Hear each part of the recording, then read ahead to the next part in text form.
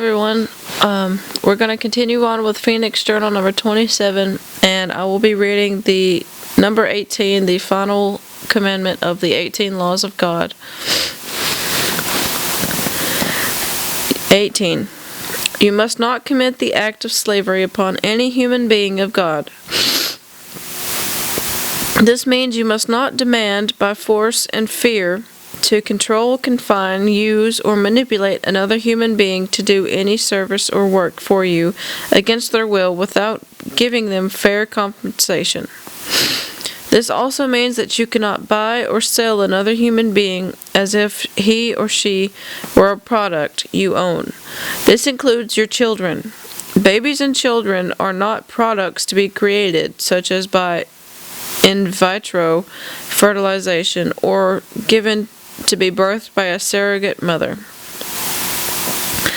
If a couple are unable to physically procreate, then they have a choice. They can adopt a homeless or unwanted child, or they can choose not to be parents at all.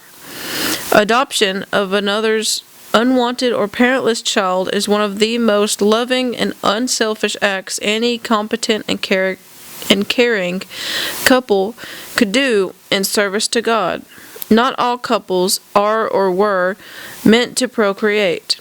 It is not punishment from God. It is the responsibility of any barren, loving couple to recognize that procreation is not their function at this time. But if they desire children, then they must understand what an honor it is to accept the nurturing care of one of God's children who has no one else to love him or her. One of the most painful and degrading terms you humans have labeled those children who are born out of wedlock is bastard, which means illegitimate according to human law. You must now know that in God's kingdom there are no bastards. These born out of wedlock children are as precious to God as any other children born with married parents. Then there have been many of you humans who have throughout history claimed superiority or inferiority because of color or race. The feeling a human has of so-called genetic superiority exists within the mind of the human who wishes to control and dominate and enslave other humans of different race or color than he is. For example, many of the Germans under the one called Hitler believed that the pure Caucasian was far superior genetically, mentally, and physically to all other races. They believed in keeping the race pure by not interbreeding with other so-called inferior races. Also, many of the so-called Jews are taught and believe that their race is chosen of God over all others, and so they believe that they are superior. In America, as in Europe, black or dark humans were believed inferior and were made slaves to the whites. Don't you see?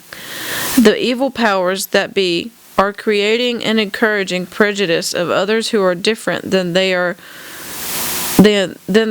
in culture and skin so that they can control the perceived lesser ones. Throughout the world, through your media and government policies, the seed of racial unrest, dissension, and prejudice is specifically planted, nurtured, and allowed to bear the bitter fruit of hatred and resentment, and is thus continually perpetrated so that you people will not become united. By keeping you separated, by creating for you suppression of various groups, they keep you at war with one another, while they execute their plans for total domination over all of you. So is it against the laws of God for a man and a woman of different races or colors to marry and bear children? Of course not. The genetic corruption of your human species occurs specifically because of the disease within the spiritually weak and corrupted beings who procreate, not because of their color. Each soul is a fragment of God. Whatever race or color of the body that the soul chooses to incarnate in makes no difference whatsoever to God.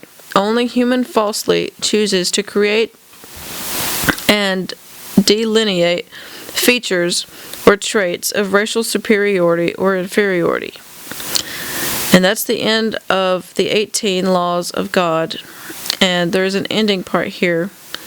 It says, in service to the divine light of wisdom and truth of our Creator God, Eton, and the creation, we are Sananda, Lord Michael, Germain, Dorothea. And those are the narrators. Thank you.